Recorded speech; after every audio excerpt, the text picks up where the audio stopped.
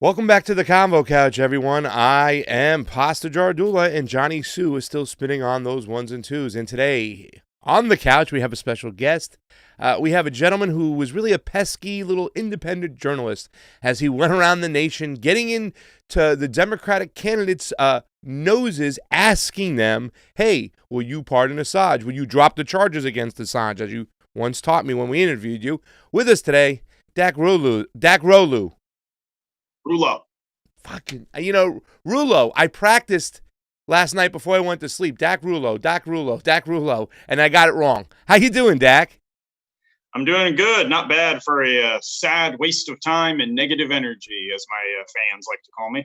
You hardy or started reading the Twitter. I hear you. Well, I guess a lot of people went up in arms when everything went down. It's been a little while right now since Tulsi Gabbard has dropped out and endorsed Joe Biden, one of the worst candidates in this race. We'll get to that, whatnot. But let's be clear right now, as you got into all these candidates' faces and noses with that microphone and asking them how they stand on Assange, was there any of these candidates that gave us some positive feedback that said they would drop the charges on Assange? Go ahead, Dack.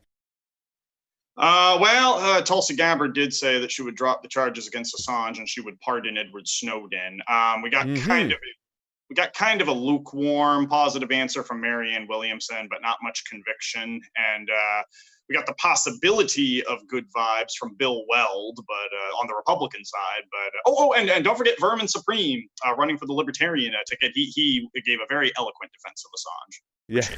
Yeah, we all ran into Vernon in New Hampshire over there with the boot in the head. It was kind of great. All right, so Tulsi was she was on the mark. She was there when it came to Julian Assange. We know that. So it's been some time. Has she been forgiven yet, Dack, or where do we stand on Tulsi Gabbard when it comes to you and your feelings? You were kind of harsh when she did drop out and endorse Joe Biden. So let us know where you stand right now.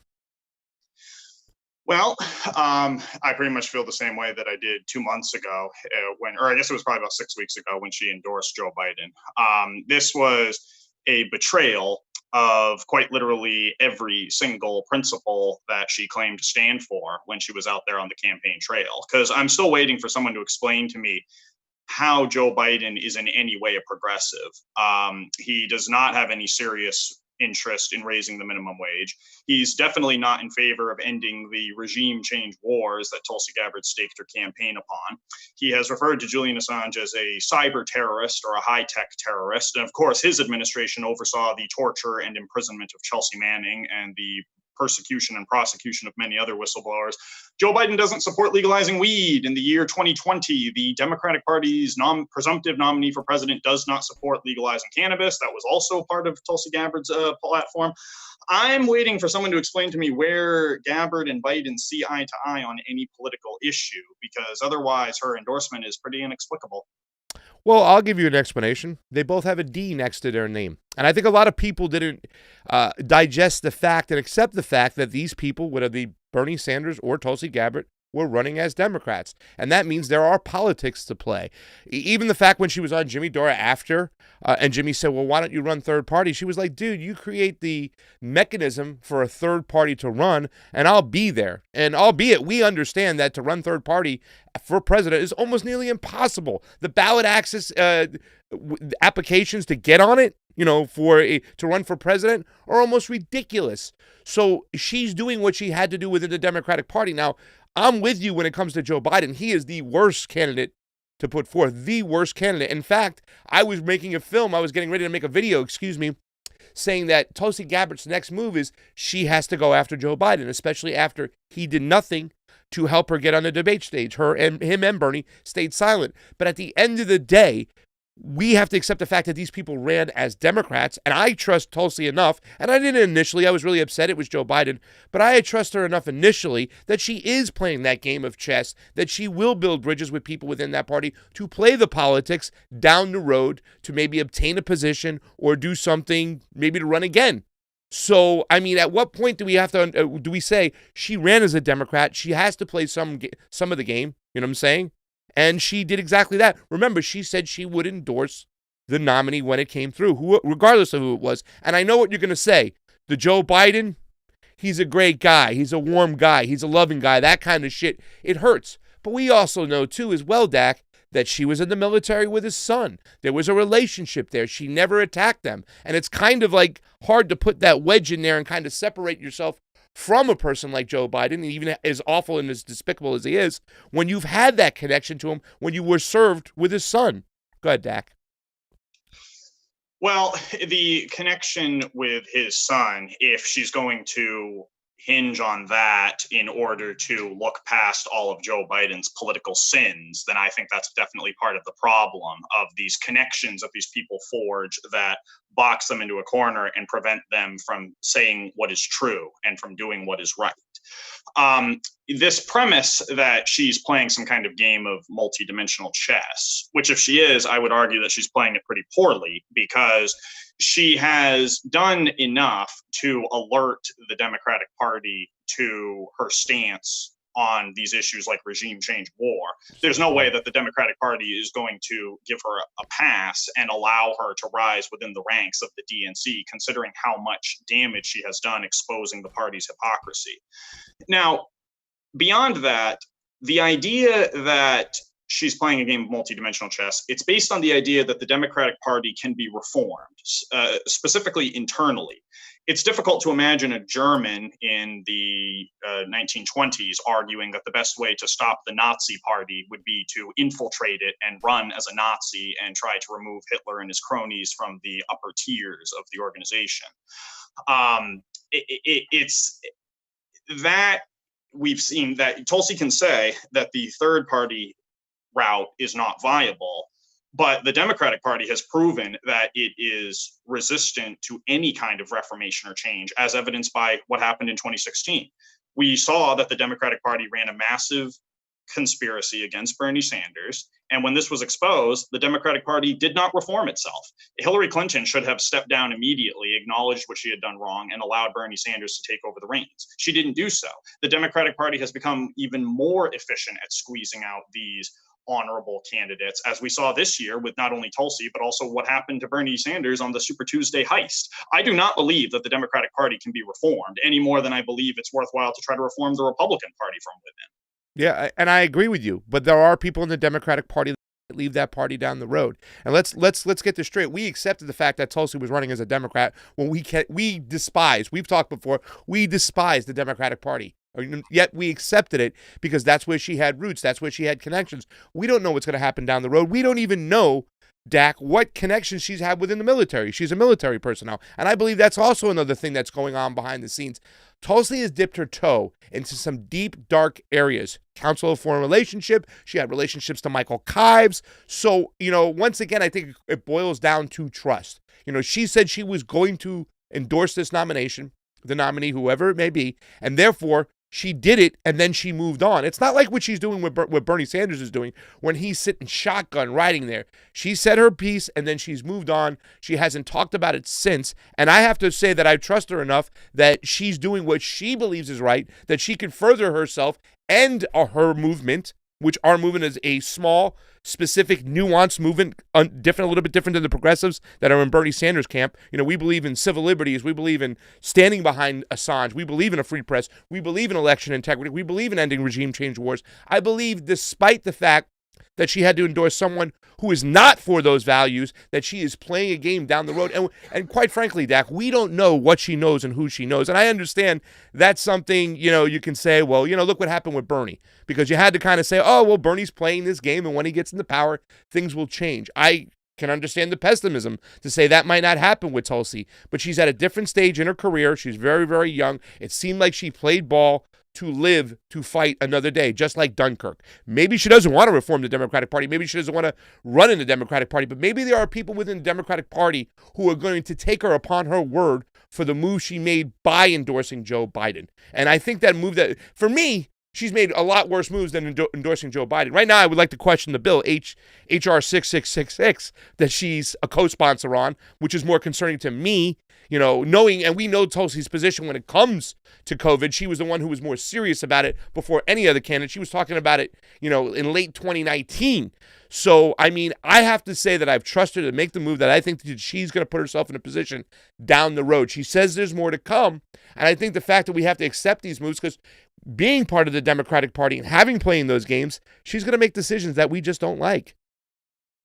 Well, I don't think it's a good idea for a journalist to trust any politician, because when you trust is a synonym for faith. Mm-hmm. And the idea that we have to give her the benefit of the doubt, I hate to use the slippery slope argument, but we see where that leads us, that if we suspend our disbelief, even when there's evidence of wrongdoing here, we will go down the road of the Bernie Sanders supporters. Because Bernie Sanders, this time around, it seemed that he was getting closer and closer to the powerful apparatus of the Democratic Party. And we saw that when that happened, he became more corrupt. His rhetoric was more repulsive than it had been in 2016 with the Russiagating. I mean, we can go on and on. His failure to answer the question about Julian Assange. And by the way, I heard this from Bernie Sanders supporters. They told me that I had no business asking him about Julian Assange because it would have hurt his campaign or his image. I can't play that game, because that goes against what Julian Assange did in 2016. People told him not to release the emails about the Democratic Party's corruption because it would have hurt Hillary Clinton's chances at election. Yeah, well, I just want to, first of all, let me tell you, the people who say those things, that's not all the people. I know, I went back to do my homework today, and I watched some of the videos you had right after Tulsi had made the endorsement, dropped out. You were my friend Mike Ungerleider. I watched that one. I watched the one with Jess and whatnot. What I'm trying to say is that every day we do this now, Dack, and it will happen more and more. There will be people attacking us on every single step of the way. I don't make a video that doesn't have someone coming after me, attacking me, and saying what's what. So the people who attacked you for your opinions about Tulsi, those are idiots, and you shouldn't pay attention to them, because the majority of the people that we know, we felt that you had a right to feel the way you felt. You know what I'm saying? We believe that you had every right to say what you feel when it came to Joe Biden. You know what I'm saying? So number one, I think we should ignore the echoes from the stupid people who say what they have to say. And number two, I know it's a decision that you don't like, but what I'm trying to say is that we shouldn't cancel her. As a journalist, we should still leave the door open to sit down and talk with Tulsi. Tulsi sat down and talked with you. You know what I'm saying? We should be open to talking to her again without 86ing her and saying, this is a move that we can't trust her ever again. She has to go away. She won't be relevant. She did the wrong thing, and she must be banished forever. No, this is a decision that I didn't like. I'm not ever going to like. I'm never going to accept it. I'm never going to vote for Joe Biden ever. But once again, I think Tulsi has put herself in a position that down the road, she can make some noise. She can do something. She's not going away is what I'm saying, whether she run for governor of Hawaii, maybe Joe throws her a bone if Joe ever does become president. Who knows? But I think that Tulsi has always put herself in a position to be listened to, not only from just journalists, but from her colleagues. And I think that, she deserves a chance. I believe that she still at heart is fighting for the things that she believes to be true, Dack, that she's not a lackey of the Democratic Party. That's what I'm trying to say. Well, you've been talking about the stage in her career and how the argument you seem to be making, if I follow you correctly, is that she has to kiss the rings at certain stages in order to have political viability, at least within the Democratic Party. Is that a fair summary? Well, maybe even just be true to your word. You know what I'm saying? She said she was going to do this, and she had to look, if she's going to deal with further lawmakers down the road, it would be different if she said, I'm not endorsing these guys, that's it. You know what I'm saying? Maybe the fact that she is endorsing, she kept her word, that people will remember that down the road. They'll say, you know what? Tulsi's a woman of her word. Whether she has to do something she doesn't like to do, she's going to do it, and I will stand behind her. Well, maybe she's, building that bridge. If keeping her word is being loyal to the Democratic Party, then I don't see that as a moral decision or a noble decision. But you've talked about down the road. Her career within the Democratic Party is coming to an end this fall because she's announced that she won't run for re-election. Some of her But she did say, hold on, she did say there's more to come. This is not the end, so we don't know the next move. So go ahead. Right. I did see that tweet, but many of her supporters have taken the position that she's going to run as a Democrat again in 2024 or 2028. I don't think that is realistic because, as I mentioned earlier, she is so thoroughly despised by the power structure of the Democratic Party. And by the way, it's not just those people in powerful positions within the DNC. I don't know how many rallies you went to for other Democratic candidates besides Tulsi Gabbard. If you went to any Pete Buttigieg rallies or things like that, I saw you went to the convention.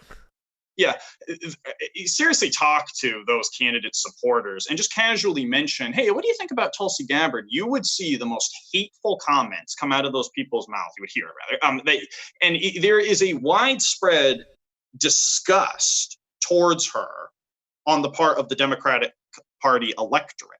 And she is not going to be able to endear herself to them. Furthermore, even if she did, and if she did try to run as a Democrat in 4 or 8 years as a former congresswoman, we haven't had a former congressperson lead a major party ticket since 1924. And it's not a particularly strong selling point. Someone who has been out of Congress for 4 or 8 years trying to run for president, it just has proven over and over again it doesn't have much success in the presidential realm. Now, with this, again, the idea of her, even if she was somehow able to mount a successful campaign, or as you said, if Joe Biden were to throw her a bone and she gets into his cabinet, that would just make me trust her less, not make me like Joe Biden more. I mean, I don't think that the DNC, with the incredible and unfathomable power that it has, I don't think that is an institution that should be defended. I don't think that possessing that much power is a good thing. We have this idea, it's an argument that was used to justify slavery in the 19th century, was that as long as you have a benevolent slave master at the helm, the institution is fine. But as we saw in The Godfather Part 2, when the nice leader of the empire passes away, the next emperor might not be so benevolent. So again, I think that the time has come to abandon the Democratic Party. And I don't want to take too long with this response, but I just wanted to add one more thing. You said that you don't want to 86 Tulsi. I'm not suggesting that Tulsi Gabbard can't be an insightful, productive, welcome commentator in the future, but it would have to begin with an explanation of the cynical motivation behind her endorsement of Joe Biden. I remember Ron Paul saying some things in 2012 that if we'd paid more attention to them at the time, we might have said he's not trustworthy. But since he's left Congress, he's been a much more pointed critic of the American political establishment. Yeah. I mean, listen, sometimes you have to go along to get along. I understand that, and there's degrees to that. And certainly endorsing a person like Joe Biden, who was the worst candidate up there and is still the worst. I mean, it's just ridiculous and I still believe they're going to try to replace this guy at the convention, whatnot. But, I think she was keeping true to her word. And once again, it doesn't have to be necessary within the Democratic Party. There could be people that, and maybe it might stay in the Democratic Party. How do we not know that the Democratic Party might not implode so freaking hard this time around, where they start? I mean, I'd love to see it, where you get people like Clapper and Brennan going away in handcuffs. They clear out the intelligence community. And once again, I don't want Trump replacing it with his cronies. But how do we know it doesn't break up so bad that there are people who are in congressional districts that still have a lot of power that are going to be allies of Tulsi in the future? You know what I'm saying? We don't know if the people are going to break out from the right and go somewhere else. I think she did it amongst lawmakers who are going to look at us, hey, she keeps her word. You know what I'm saying? And like I said, Dack, I hated it. I don't like the move. I'm never going to register as a Democratic again. I did it twice now, once for Bernie, once for Tulsi. I'm getting the hell out for good. But we don't know where things may lie down the road. And what I'm just trying to say is that move of her endorsing Biden wasn't as deep and as dark and as damaging as a lot of people think it was. I understand that Joe Biden is probably the worst candidate out there, but just because she went along and said, hey, I have to endorse the winner, and said it with he's got a good heart, doesn't mean that she stands behind his ideology, his policies, and whatnot. She's just doing it Dunkirk style, living to fight another day. So, I mean, I still think she's there on the issues, Dack. And I understand your beef, but once again, I don't think it's a cancellation move, but that's just my personal opinion. Can I chime in here with something? Yeah. Johnny's got a question. So I guess it's a question of, something I've been trying to understand. She signed that document that she had to endorse, right? So it's like she signed it with her John Hancock. So, that's her word, right?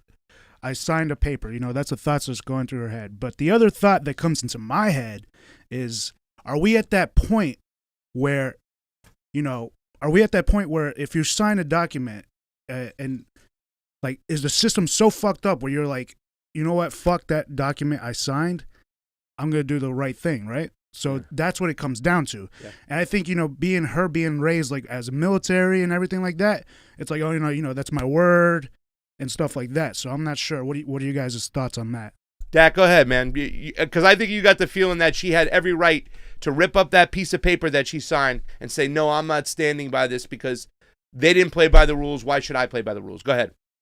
Well, more than her right, it's her obligation. It's not because that they didn't play by the rules. Here's the thing. If the Democratic Party really does have this rope that it will pull over the necks of its candidates and compel them to endorse the eventual nominee, then that's not very democratic, is it? And we need to have this document that she was required to sign.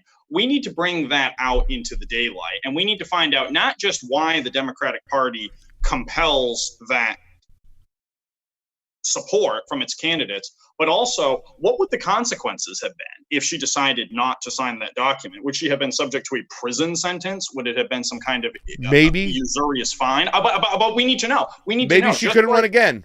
Maybe she is planning to run in 2024, and if she didn't live by that obligation, she didn't stand by the obligation that she signed, she wouldn't be able to run again. Remember now, the mechanism of running for a third party is not there.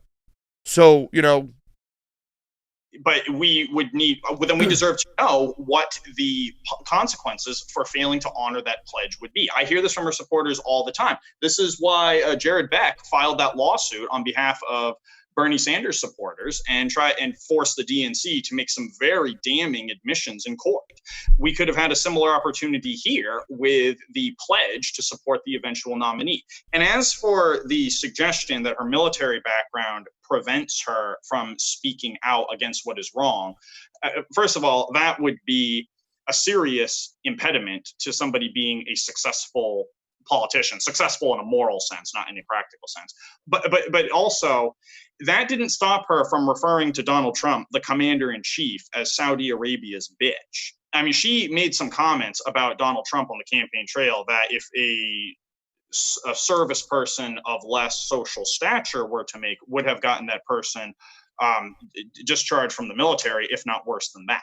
So I don't buy that argument. I mean, it doesn't seem that there's anything in her behavior hitherto, including her criticism of the Democratic Party, that would lead her to say, oh, this piece of paper is just the bridge too far.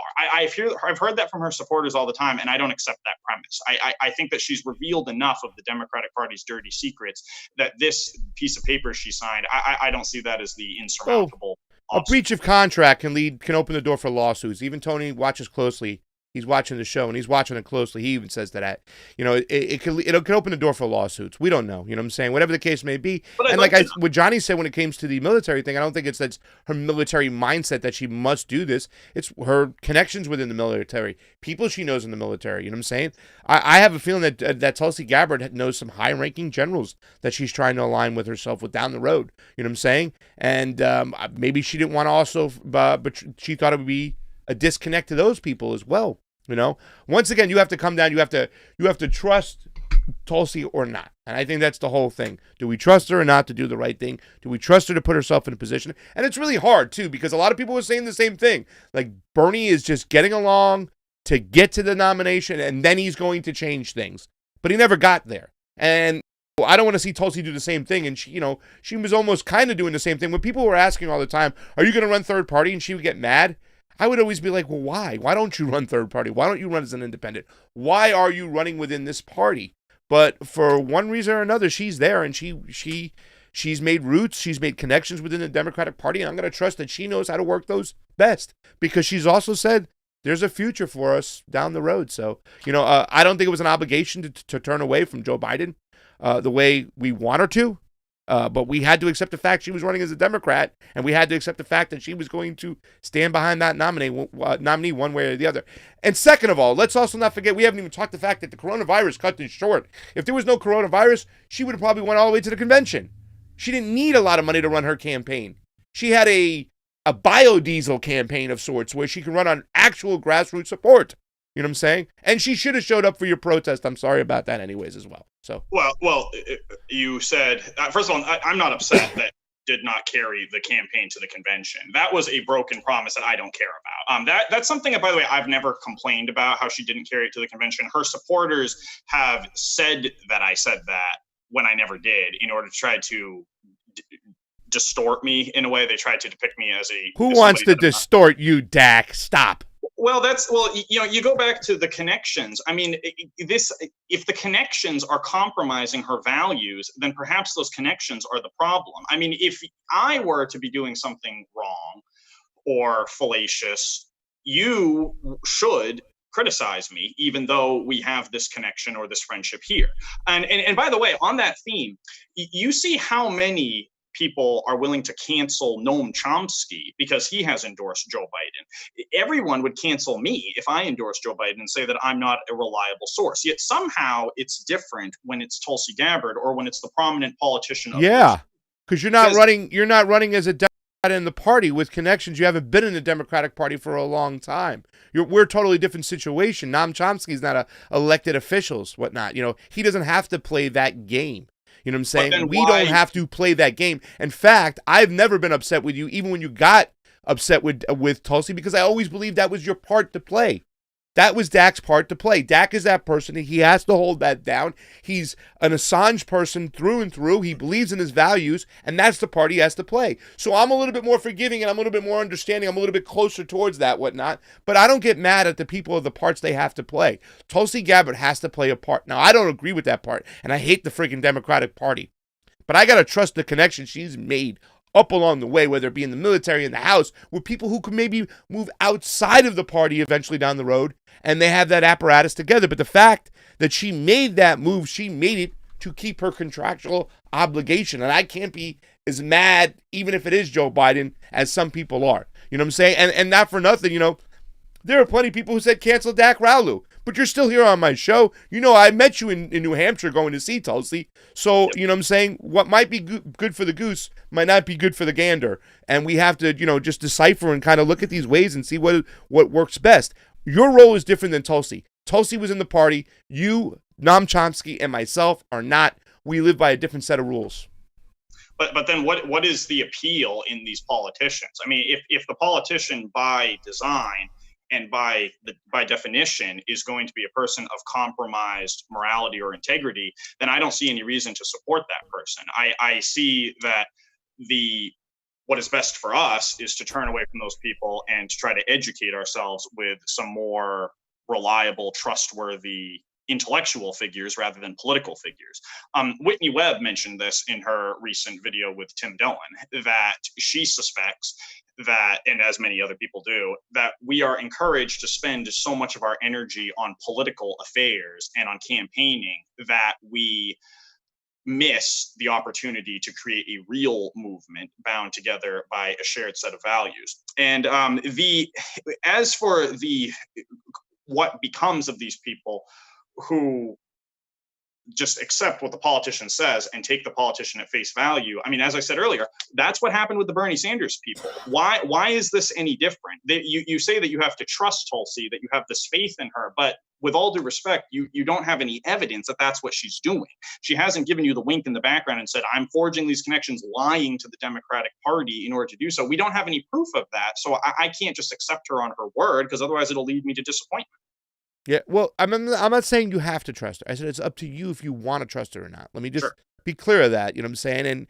And I have, because I've seen what she put herself out there and what she's done. I've always felt that Tulsi has been honest with her own feelings, her own convictions, whether we like it or not. To me, one of the worst things, the first time I gave Tulsi Gabbard a strike was the whole impeachment thing. I thought I would be damned, and I would let Tulsi sit there and think it's okay for her to get behind these establishment Democrats and these little virtue signaling assholes and go impeach the president when it came to Ukraine.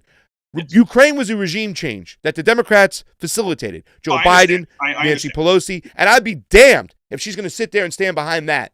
But yet, it was one of the worst political moves she could make to any Democrat whatsoever for her to remove herself from that impeachment and say no. You know what I'm saying? What did she vote? No vote or no confidence? President. Which I had no problem with. I had no problem with that vote, actually. That vote, for me, I was like, I'll take the strike away. Way to go. But that was so frigging damaging to Tulsi Gabbard when it came to any Main Street Democrat whatsoever. So many people I talked about, I'm done with Tulsi. This impeachment thing was wrong. And I was like, I thought it was her best move ever. I thought it took so much courage and conviction to do what she did that move right there is probably the reason why I am where I am today. Not to say that I'm going to be a Tulsi sycophant and go out there and work for her, but when she's out there, I'm going to listen to her because I still think she's one of the best politicians within Congress today and stands for the values. I still believe she is anti-regime change war. You know what I'm saying? I believe she's strong on that, and I think she has that message. And even though she stood behind the worst candidate, maybe she could maneuver herself to get herself in there, to get her ways, to get her voice be heard, and keep pushing the message that we stood behind her for. But I've never said that we cannot listen to a single word that comes out of her mouth. I retweeted an article that she wrote for Forbes, was it? I believe it was that after she had endorsed Joe Biden? She had written an article for Forbes talking about corruption on some. It doesn't matter. It doesn't matter. The point is that she wrote a very good op-ed, and I retweeted it. You talk about for the Hill. Yes, the Hill. Excuse me. Okay, that was before she dropped out, and that was after. You know, that was amazing. That was probably one of the best things written this year. It was small, it was short, it was concise. It was about the intelligence community getting involved with our elections. Correct? Yes, that is correct. Absolutely. Yes, that's great. Yeah. Right. Yeah. And so there's no reason why, if she wanted to write another article touching on a theme, that I wouldn't retweet it. There are people, I disagreed with her on a number of things prior to that, and I didn't cancel her for any of that. I don't like the way that people, and I'm not saying you're doing this, but people insist that I am somehow tyrannical or Procrustean with Tulsi, where with one mistake I shut her down. That's not correct, because she, as you may have saw on the campaign trail, her position on the Second Amendment was utterly incoherent. It seemed like she didn't want to offend anybody by saying how she really felt about the private possession of AR-15s and AK-47s. There was that one rally in New Hampshire that just became all about guns. Yeah, became all about guns. I disagreed with her on that. I definitely disagreed with her stance on BDS. That was very disappointing. Her reluctance to criticize Israel in general was disappointing. But these were things that where I said, okay, in order to have some kind of public viability, I can accept that. I can let that go, because she doesn't need to be issuing a completely comprehensive assessment of every single issue. So I was tolerant. But the Biden endorsement, in the way that she did it, the style in which she endorsed him, was just a bridge too far, where she was telling people that he will lead with the spirit of aloha. That is, I don't care how hard her fans want to obfuscate this point, that was an endorsement, as she later effectively admitted on the Jimmy Dore show. She did. That is encouraging her supporters to believe that this man, Joe Biden, will do the right thing. And that is a lie. You really think it was that? Do you think she was trying? Wait, you really think she was trying to convince her fans? I think she was just trying to convince the Democratic Party that she's doing what she's got to do, and then bounced. You know what I'm saying? She really didn't push for people to go vote for Joe Biden, and we know the majority of her fans are not voting for Joe Biden. To me, it seems like what she was doing and what she was saying, she wasn't really trying to convince anybody. And once again, she does have that connection to Beau, right? They serve together. You know, there's a relationship probably between Joe Biden and Tulsi's family. We know this. You know what I'm saying? When they were together, when they were serving together. So, do you remember the endorsement she gave of Hillary Clinton 4 years ago? It was a lot less flat. A lot flatter. But once again, Hillary and Joe are two different beasts, I think. I'm not excusing it, I hear you, but Hillary attacked Tulsi pretty hard, called her a Russian agent, you know what I'm saying? I didn't see a lot of that rhetoric out of Joe. You know what I'm saying? And once again, if Joe gets elected, I think she thinks she can get something out of his presidency for not attacking him. I don't like it, but that's what I think she's doing. Maybe. We don't know. What's that? Like what? Like a cabinet position? What would she get? Maybe a cabinet position. You know? Yeah, I can't imagine that he would put her in his cabinet when the DNC hates her so much and the military-industrial complex can't stand her. Yeah, but Joe Biden... He's got like that Trump-esque. He'll do something stupid anyways and just do it to prove a point. You know what I'm saying? I don't think a lot of people within Trump's whole cabinet didn't want any of those foreign policies, didn't want John Bolton coming 2 feet near Donald Trump. They told him, don't let this guy in the door, but he did it anyways. You know what I'm saying? So maybe we're hoping for something like that. We don't know. You know what I'm saying? And she did play the part. Joe Biden is the only person on that stage that got a free pass. If it wasn't for a commercial, Elizabeth Warren would have been taken down, okay? So, I mean, and I didn't like that at all. But right now, if Joe does become the president, I feel there is a connection there and something might come of it. You know what I'm saying? Maybe he might call the dogs off and let her do something. I don't know. You know what I'm saying? Biden's like a puppet, though, right? What's that? Biden's like a I believe Biden's a huge puppet. So let me say this, that although Joe Biden did not engage in the vitriolic slander against Tulsi Gabbard, which was not, it was slander. It was racist. It was misogynistic. It frequently touched on themes of religious bigotry. It was What's repulsive. that? I'm sorry?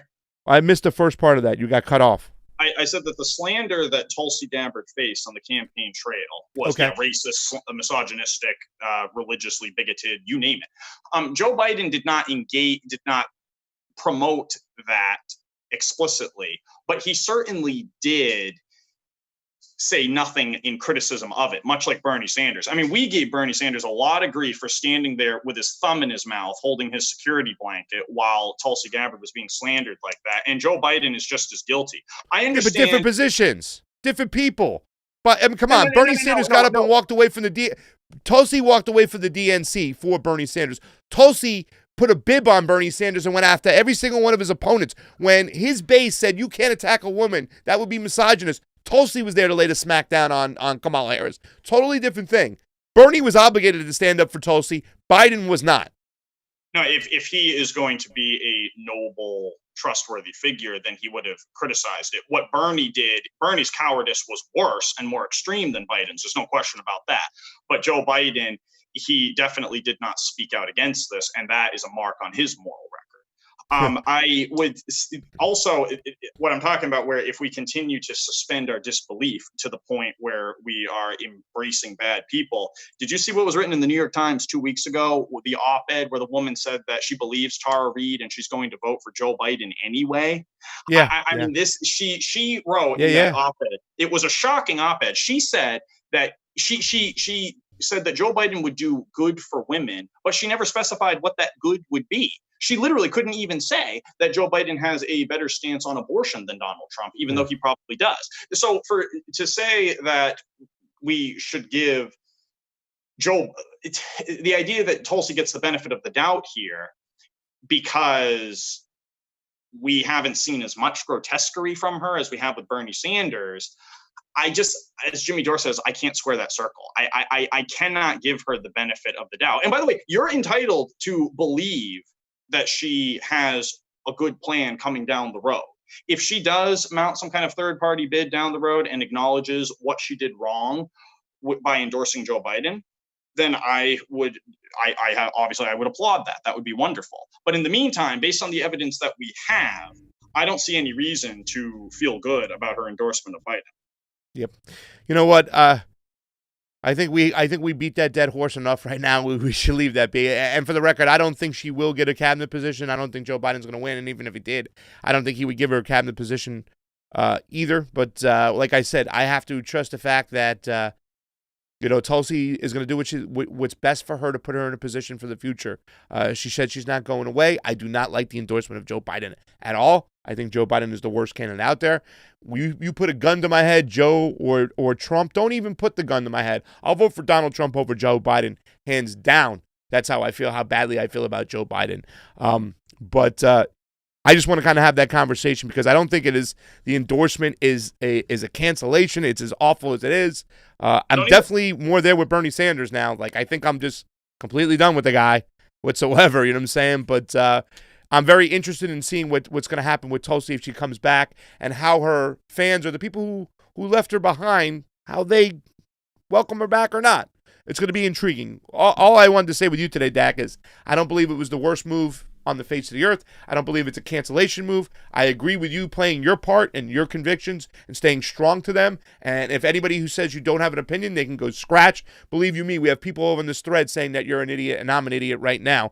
That's just the nature of the beast. We're going to have to deal with that. The people who understand what's really going on, they're going to respect your decisions, respect your opinions, and I'm going to continue to watch your stuff with Mike Gravel because you do great work. And I'm not going to cancel you just because you're mad at Tulsi Gabbard.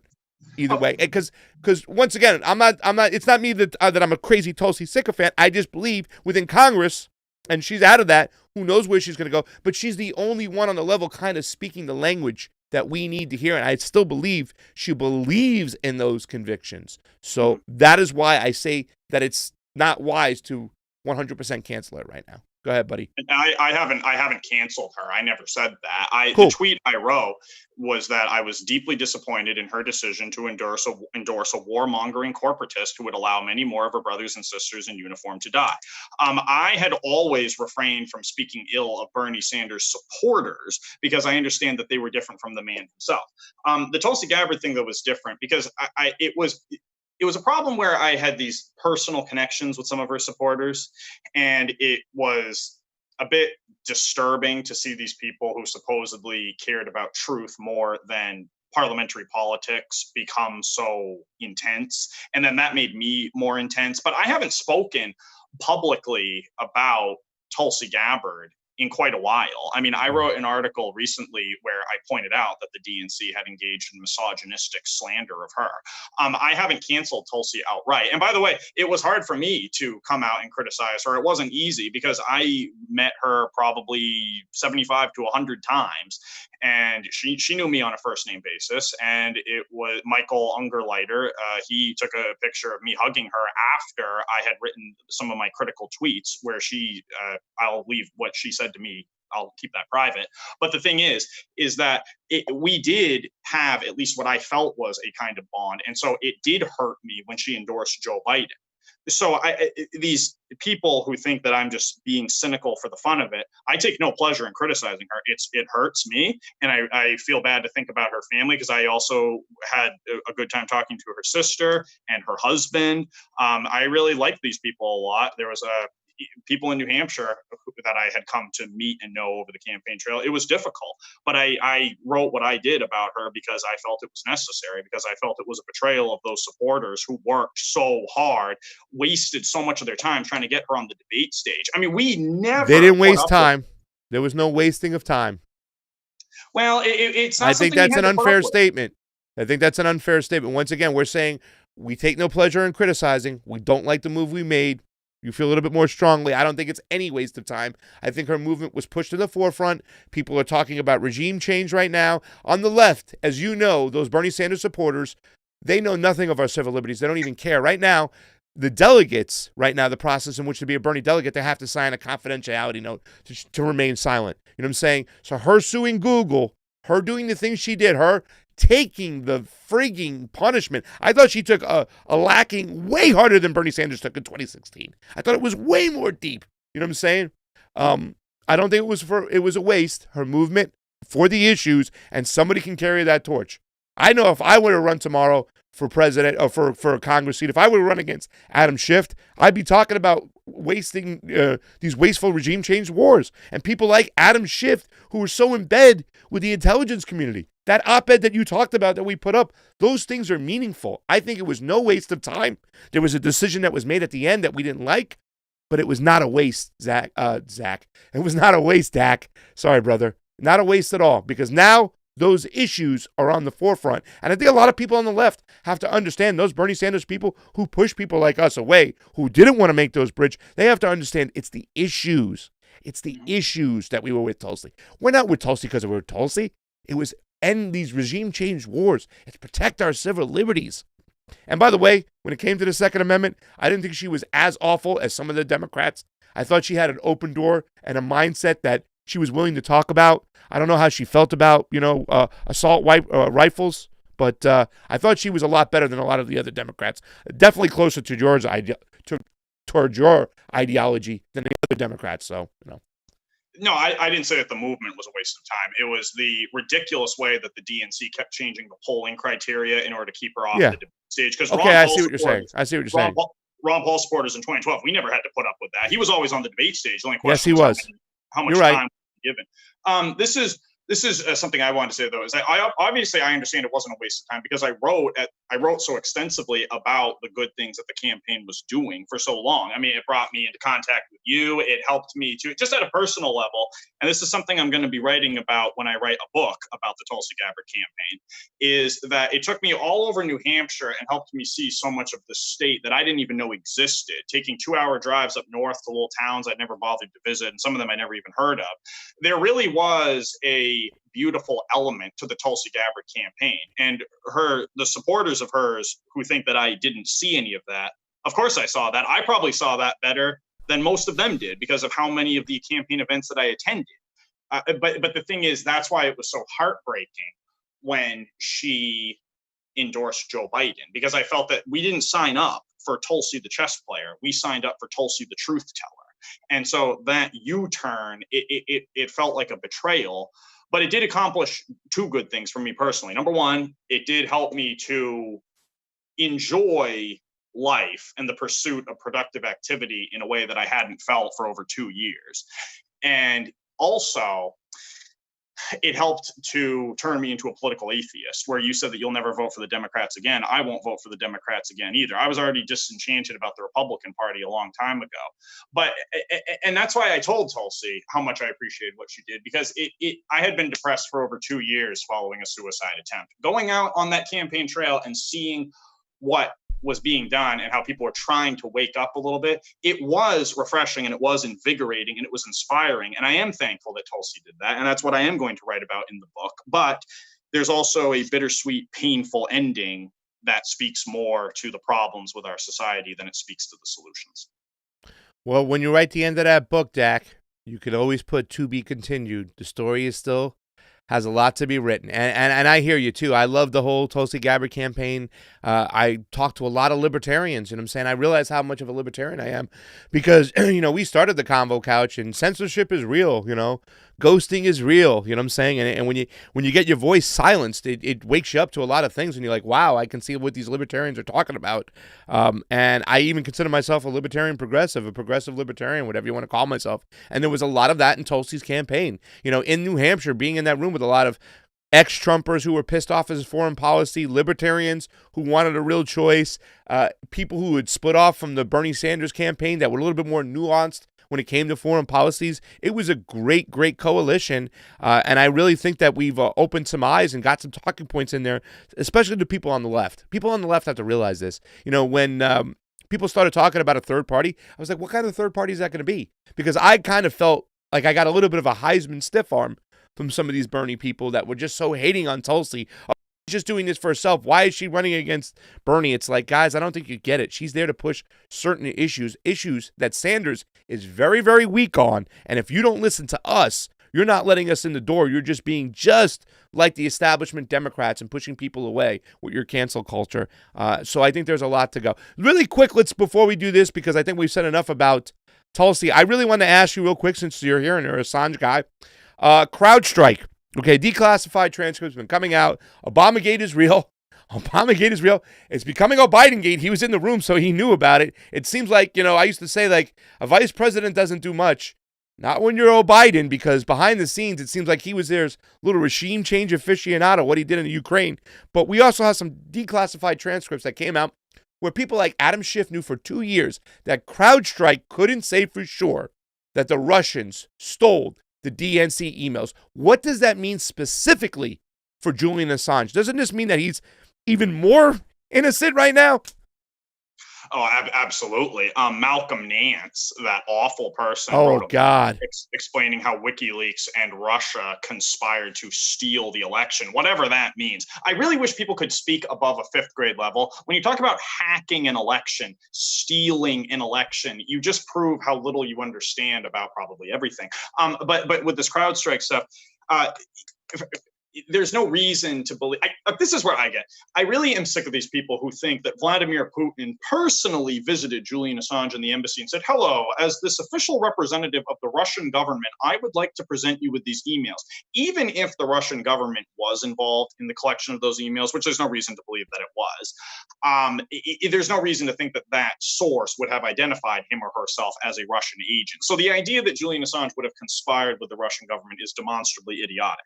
Now, as for the CrowdStrike stuff, Tucker Carlson actually did a pretty good piece. Tucker Carlson is a person who may someday rise from his environment of corruption and become an unambiguous truth teller. It's very possible. I would love to see him go work for RT. He did a great piece talking about Adam Schiff's pattern of lies. Again, like I said earlier, if Hillary Clinton had any integrity, she would have stepped down after 2016. Debbie Wasserman Schultz would not be in Congress. Adam Schiff would not be in Congress. He would resign and he would apologize profusely to the American people, return the congressional pension to which he will be entitled after he finally leaves office. This reveals that these people in power do not care at all about moral integrity. This is what Chris Hedges calls the permanent lie, and it's happening all over the place. We see this with the Joe Biden stuff, that it doesn't matter if he did rape a woman, as that author wrote in the New York Times, we can vote for him anyway. It's like Humpty Dumpty in Alice in Wonderland. Words can mean whatever I want them to, and political truth can be whatever you want it to be too. Yeah, well, it seems like they just keep spitting their propaganda. They keep telling their lie as a truth, and people buy it. That's the problem nowadays. People are so just out of the loop. They're so consumed, not only with just consumerism and buying things, but consumed with work. They don't have no time to do what we do. You know what I'm saying? They're watching fantasy. They're watching football or playing fantasy football, or just cracking a beer because they've worked 10 hours and they're tired and stuff. But hey, man, Dack, I'm glad we took some time off before we got together and let the smoke kind of clear. I always love your work. I love what you got to say. I really do appreciate the fact you went around and got in people's mouths, these candidates' mouths, and got their microphone in their face to ask them about Julian Assange.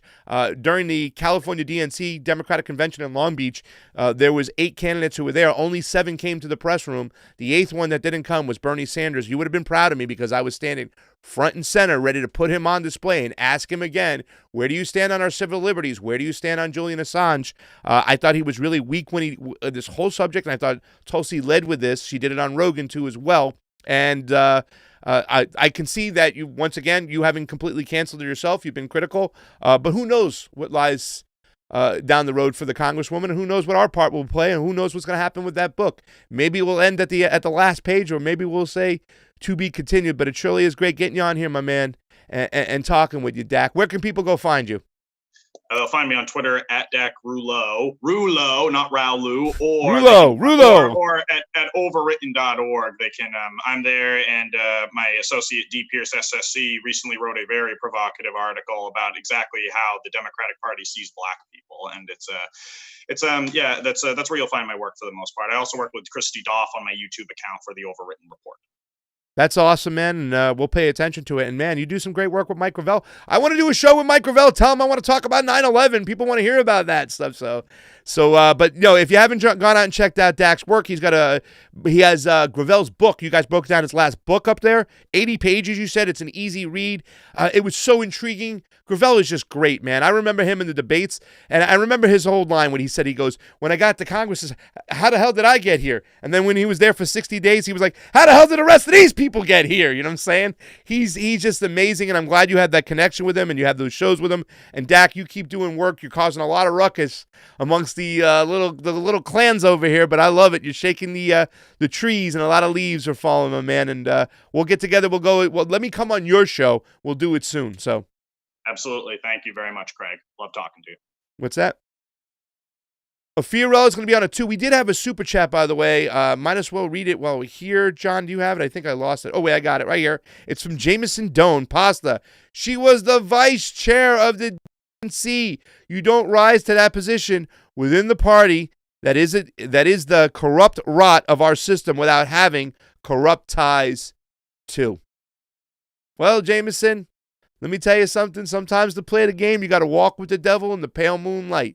Tulsi Gabbard was in Council of Foreign Affairs. She's done some stuff that were like, she's had connections before that are very, very, very shady. However, I believe some people can see the dark. They can see the evil. then they can walk out and say, I'm going to fight for the life, because they've seen the evil and they've seen the darkness. So unfortunately, in our world today, you're going to have to get dirty to get some things done. It's just at that level which we judge people. Have they completely sold out, or are they just playing the game? We'll see down the road. Dack, thank you so much for joining us. For Pasta Jardula, Johnny Sue on the ones and twos, Fiorella will be back here at 2 with Papi Chulamine to talk some more guff. Pasta's here.